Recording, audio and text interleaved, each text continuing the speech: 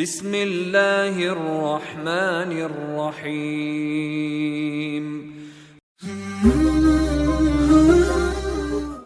بسم الله الرحمن الرحیم. معزز ناظرین کرام، السلام علیکم ورحمۃ اللہ وبرکاتہ.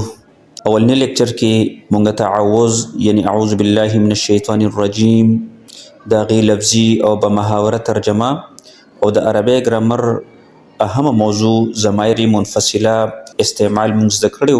په نننی لیکچر کې مونږه تسمیه یعنی بسم الله الرحمن الرحیم د دې برکات د دې لفظي ترجمه او بمحاوره ترجمه او د دې مفهوم بس دکو ان شاء الله. او ورسره به د عربی د ګرامر انتهایی بنیادی اصول واحد، تثنیه او جمع یعنی سنگولر، ډول او پلورل. دا سبق د قرآن عربي په درست او په آسان انداز کې د زده کولو لپاره انتهایی مفید دی. راځئ چې د الله نوم والو او د نوي سبق آغاز وکړو.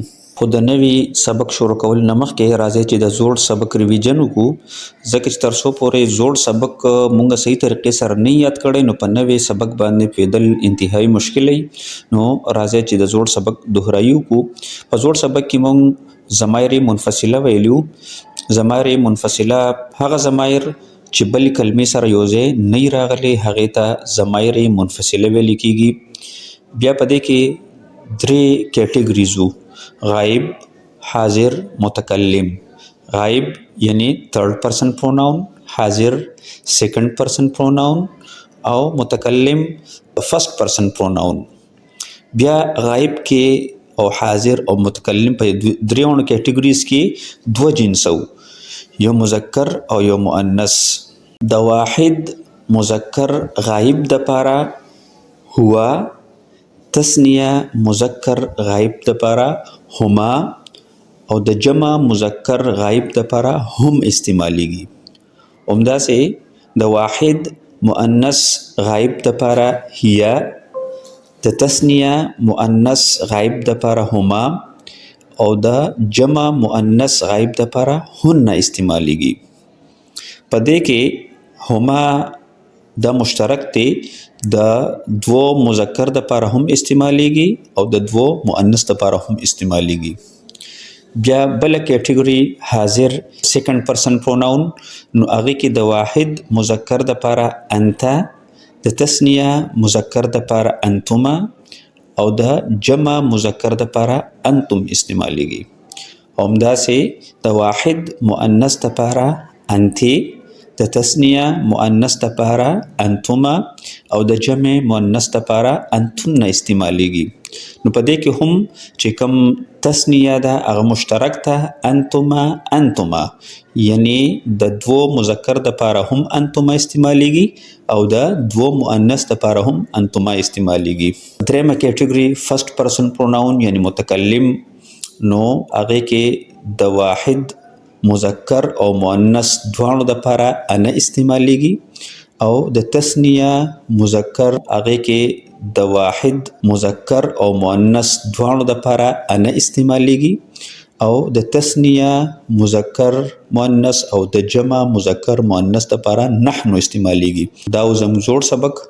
راځي چې د نوي سبق آغاز وکړو. خو ناظرین کرام، ستاسو په خدمت کې یو انتهایی اهم گزارش دی. قرآن الله رب العزت زموږ لپاره آسان کړی دی خو لږ مهنت غواړي.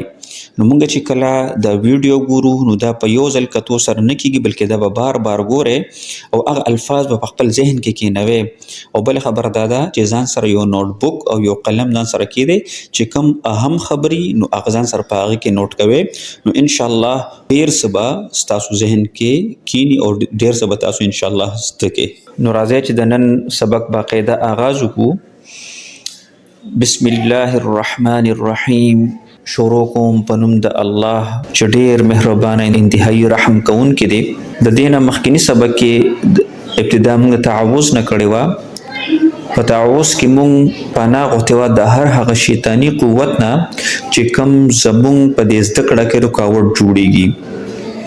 او د ننني سبق ابتدا موږ د بسم الله نه وکړه، یعنی موږ په دې سبق زده کولو کې د الله نه مدد غواړو، د الله رحم غواړو، مونږ په دې کار کې د الله رب العزت نه خیر او برکت غواړو په بسم الله سره. په حدیث کې راځي کل امر ذی بال لم یبدأ ببسم الله فهو اقطع واجزم وابتر، یعنی هر هغه کار چې بغیر د بسم الله نه شروع شي نو هغه نیمګړی. نو دې وجنا الله رب العزت ته زمونږه د قرآن د خدمت په خیر او عافیت سره سرته ورسي. بسم الله الرحمن الرحیم لفظي ترجمه بسم الله د الله په نوم سره، الرحمن چې مهربان دی، الرحیم چې رحم کوونکی دی. د دې با محاوره ترجمه بسم الله الرحمن الرحیم شروع کوم په نوم د الله چې ډیر مهربانه انتهایی رحم کوونکی دی. بسم دوا الفاظ دي، یو با ده او بل اسم دی. د با معنی مونږ په اعوذ بالله کې کړي وا، با معنی سرا، بسم په نوم د الله سرا. اسم جمع اسماء راځي، اسماء د په قرآن کې 39 پیره استعمال شوی دی. لفظ الله د الله اسم ذات ته د الله خپل حقیقي نوم دی، یعنی علاوه چې نور څومره نومونه دي هغه صفاتي نومونه دي. یعنی څنګه چې د یو کس احمد نوم دی، حمید نوم دی، محمود نوم دی، محمد نوم دی، هغه کې داسې صفات دي، هغه ډېر نیک دی، هغه ډېر محنتي دی، نو دا ټول هغه بیا صفات دي. نو همداسې لفظ الله د الله اسم ذات دی، ذاتي نوم دی. الرحمن الله رب العزت صفتی نوم دی. د دې معنی دا پرجوش رحمت والا، انتهایی رحمت والا، ډیر رحمت والا. په قرآن کې چې د رحمان په وزن څومره الفاظ ذکر دي، یا په عربی کې چې څومره د رحمان په وزن باندې الفاظ ذکر دي، د هغې په معنی کې ډیروالی پروت دی، زیادت پروت دی او شدت پکې پروت دی. لکه الرحمن نو دی په وزن العطشان، عطشان هغه کس ته وایي چې انتهایی تږي، ډیر زیات تږي، شدت سره تږي. یا الرحمن په وزن الغضبان، یعنی الغضبان هغه کس ته وایي چې انتهایی غصه، شدت سره غصه، ډیر زیات غصه. د الرحمن په معنی کې شدت او زیادت پروت دی، یعنی پرجوش رحمت والا، ډیر رحم کوونکی. او دویم صفت الرحیم، یعنی د دې معنی دا مسلسل رحم کوونکی، د رحمتونو باران کوونکی. نن به موږ د ګرامر انتهایی اهم حصہ وایو چې هغه واحد تثنیه جمع ده. کله چې موږ واحد تثنیه جمع وپیژنو د قرآن اکثر حصہ به موږ ته یاد شي. واحد په کوم شکل کې راغلی د قرآن مجید کې، تثنیه یعنی دوا په کوم شکل کې راغلی ده، او جمع د دې شکل څنګه دی. نو ان شاء الله په نن سبق کې به دا مونږه پیژنو. عام طور د اردو ګرامر کم یي، نو هغه کې واحد او جمعي، خو د عربی ګرامر انتهایی فصیح دی. نو دې وجنا په دې کې واحد تثنیه جمع دې کې د دوه د پرځان لا کیټګوري ده. ان شاء الله نن سبق کې به مونږه دا پیژنو. واحد یو ته وایي، لکه مسلمون یو مسلمان. تثنیه دو ته وایي، مسلمانی یعنی دو مسلمانان. جمع د دو لپاره استعمالیږي، لکه مسلمون درې یا زیات مسلمانان. واحد یعنی سنگولر، په قرآن کې دا په مختلفو شکلونو سره استعمال شوی دي، لکه مسلمون، مؤمنون، صالحون، کافرون، مشرکون، منافقون.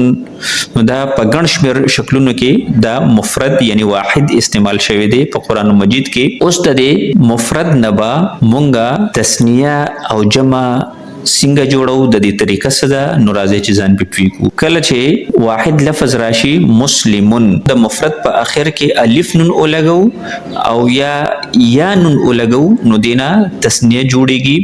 لکه مسلمون، مسلمانی، مسلمینی. نو د مسلمون په اخر کې الف نون چولګي یا نون چولګي، نو دینا تثنیه جوړه شو. نو په دې شکل چې کله قرآن مجید کې موږ ته الفاظ راشي، نو دې معنی مونږه د دوو کوو. مؤمنون، مؤمنانی، مؤمنینی. ٹھیک شو. نو د مؤمنون نه تثنیه د په دوو شکلونو کې راځي، په الف نون سره او په یا نون سره. د جمع جوړولو طریقه، نو کله چې د مفرد په آخر کې و نون ولګي او یا نون ولګي نو دینه جمع جوړیږي په تسنیه کې هم په یا نون سره تسنیه جوړیدا خو الته به د یا نه مخکې حرف باندې زبر وو دلته چې جمع جوړو او یا نون سره لګو د یا نه مخکې به زیری نو دا د تسنیه او د جمع فرق دی دوانو کې یا نون لګي په یا نون سره تسنیه هم جوړیږي او په یا نون سره جمع هم د مفرد نه جوړیږي او په تسنیه کې د یا نون نه مخکې زبر راځي او په جمع کې د یا نون نه مخکې زیر راځي لکه مسلمون مسلمون نو واو نون ور سره ولګید مسلمون مسلمین نو یا نون ولګید مخکې ته زیر دی داسې مؤمنون مؤمنون مؤمنین داسې صالح صالحان صالحون کافر کافرانی کافرون په قرآن مجید کې ډیر الفاظ دي تاسو هغه وګورئ هغه ځان سره په یو نوټ بک کې ولیکئ صالح کافر مسلم د دې په وزن باندې کم الفاظ دي د هغې ځان سره یو لیست جوړ کړئ داسې تسنیه صالحان صالحین مسلمان مسلمین کافرانی کافرین او د جمع یو لیست جوړ کې لکه مسلمون مسلمون مسلمین کافرون کافرون کافرین مؤمنون مؤمنون مؤمنین نو د یو لیست ځان سره جوړ کې د تاسو هوم ورک شو د سره تاسو ضمایر لګوي ټیک شو مؤمنون د سره کم ضمیر راځي هو مؤمنون انت مؤمنون ټیک شو مفرد دی نو دې سره به د مفرد ضمیر راوړو هغه که د غایب وي نو د غایب ضمیر او که موږ ته مخاطب وي یعنی سیکنډ پرسن پروناون نو بیا به سره انت لګو مؤمنانې دې سره به کم ضمیر راځي سوچو کې کم ضمیر به دې سره لګو هما مؤمنان تسنیه ده نو ضمیر د تسنیه ور سره لګو یا انتما مؤمنان تاسو دوه مؤمنان یې مؤمنون جمع ده نو د جمع ضمیر هم مؤمنون یا انتم مؤمنون صالح هو صالح مفرد دی نو د مفرد ضمیر به ورته راوړو یا انت صالح صالحان نو دې سره به تسنیه ضمیر لګو هما صالحان یا انتما صالحان صالحون هم صالحون یا انتم صالحون صادق هو صادق یا انت صادق صادقان هما صادقان یا انتما صادقان صادقون هم صادقون یا انتم صادقون کافرون دا تاسو هوم ورک شو دې سره به تاسو ضمایر ولګوي او دینه به تسنیه او جمع هم جوړه کې او بیا به ماته په کمنټ کې راسند کې د دې په شان الفاظ به تاسو په قرآن مجید کې وګورئ او هغه به ضمایر سره وایي ټیک شو دا تاسو هوم ورک شو عابد عابدان عابدون ذاکر ذاکران ذاکرون صابر صابران صابرون هر یو سره خپل مناسب ضمیر ولګوي او ځان سره نوٹ کې دا تاسو هوم ورک شو د سبق ته یادولو لپاره ضروری دي چې پاغه مونږه پریکټس لازمی وو ضرور وو او پریکټس په مونږ په قرآن مجید کې کم الفاظ چې مونږ زده کو نو دا غي پریکټس په مونږه لازمی په قرآن مجید کې نو راځي چې په قرآن مجید کې د دې پریکټس وکړو او په دې طریقې سره بیا تاسو روزانه داسې پریکټس کوئ قرآن مجید کې د سورې احزاب آیت ته پدې کې با د جمع مونږ نن پریکټس کوو لکه تاسو ګورئ ان المسلمین والمسلمات والمؤمنین والمؤمنات مسلمین جمع مذکر ده اخر کې مسلمون او اخر کې یا نون راغلی دی او دا غینه مخ کې زیر راغلی دی والمؤمنین مؤمنون و د مؤمنون په اخر کې یا نون راغلی دی او مخ کې زیر راغلی دی نو دې معنی با مونږ د جمع کوو والمؤمنین او هغه ټول مؤمنان سړي دا والمسلمات او والمؤمنات دا به ان شاء الله مونږ بیا مخ کې وایو فی الحال بدا پریدو زمونږ چونکه مذکر ضمایر د مذکر د تسنیه او د جمع جوړولو طریقه مونږ زده کړه نو په دې کې به اجرا مونږ د مذکر کو ان شاء الله را روان سبقونه کې بیا د مؤنث راځي همدا سي والقانتین نو قانتین جمع دی قانتون وو نو په آخر کې یا نون ولګېده او دا یا نون نمخ کې حرف باندې زیر ولګېده نو قانتین تی جوړ شو. هغه ټول فرمابردار سړي داسې والصادقین صادقون وو نو صادقون په آخر کې یا نون ولګېده او د هغې نه مخکې زیر ولګېده نو دینا جمع مذکر جوړ شو. والصادقین هغه ټول رښتینی سړي همداسې والصابرین او صبر کوونکي سړي نو صابرون وو آخر کې یا نون ولګېده او د هغې نه مخکې حرف باندې زیر نو الصابرین جمع مذکر صیغه ته جوړه شوه. همداسې والخاشعین خاشعون وو آخر کې یا نون ولګېده او مخکې ته زیر راغی نو خاشعین ته جوړ شو عاجزي کوونکي سړي. والمتصدقین متصدقون وو نو آخر کې یا نون ولګېده او د هغې نه مخکې زیر ولګېده نو متصدقون متصدقین جوړ شو یعنی صدقه کوونکي سړي. الصائمین همداسې الصائمین هم صائمون وو نو آخر کې یا نون ولګېده او د هغې نه مخکې حرف باندې زیر ولګېده نو صائمون صائمین جوړ شو. الحافظین الذاکرین په دې باندې به تاسو هومورک وکړئ او اجرا وپکې وکړئ چې دا اصل کې مفرد د دې سو او جمع تې څنګه جوړه شوه.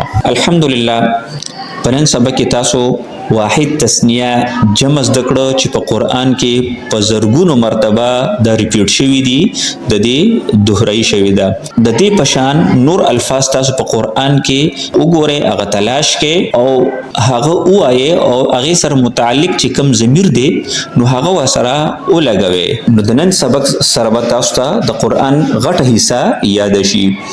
او څنګه چې تاسو پته ده په قرآن کې ټول 78,000 الفاظ دي دا چې کله ریپیټیشن کې مونږ وباسو نو دا 4,500 پاتې شي. نن سبق کې تاسو د قرآن انتهایی غټه ذخیره زده کړه خو شرط دا دی چې پریکټس به کوئ کوشش به کوئ او ځان به پې پوهوئ. وآخر دعوانا ان الحمد لله رب العالمین.